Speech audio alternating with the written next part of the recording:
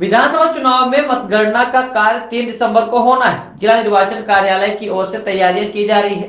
निर्वाचन आयोग के निर्देशानुसार हर विधानसभा सीट के लिए हर चरण की गिनती के लिए 14 टेबल बनाई जाएंगी। इस तरह से एक चरण में 14 बूथों की गिनती होगी। रीवा जिले में सबसे कम 17 चरण त्योंथर विधानसभा के लिए होंगे।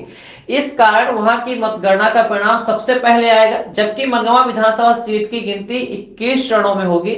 इस कारण आधिकारिक रूप से मतगणना का परिणाम मनगांव का सबसे बाद में घोषित होगा। हालांकि कई बार के वोटों की गिनती के दौरान तकनीकी खामियों के चलते कम चरण वाले सीटों में परिणाम जारी करने में विलंब भी होता है। यह अनुमान मानकर अभी चला जा रहा है कि सबसे पहले त्योथा का परिणाम आएगा, इसके बाद सिरमौर, सिमरिया, मऊगंज और रीवा का आएगा, बाद में गुड़ और देवतला का, और आखिर में मनगांव विधानसभा सीट का परिणाम जारी किया जाएगा।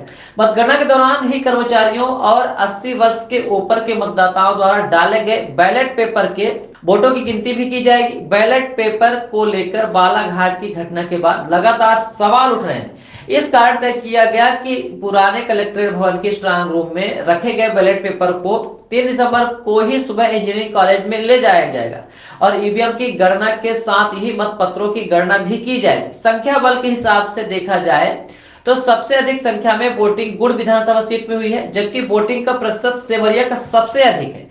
मनगांव में पोलिंग बूथ अधिक संख्या में है, लेकिन यहाँ का वोटिंग प्रतिशत अन्य सीटों के तुलना में सबसे कम है। विधानसभा सीट में 281 पोलिंग बूथ हैं।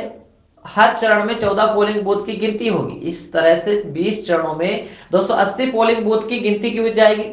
इसके बाद एक बूथ की गिनती होना शेष रह जाएगा, जिसके चलते 21वें चरण की मतगणना में केवल एक ही बूथ की गिनती होगी। देवतला की गिनती भी 20 चरणों में होनी है।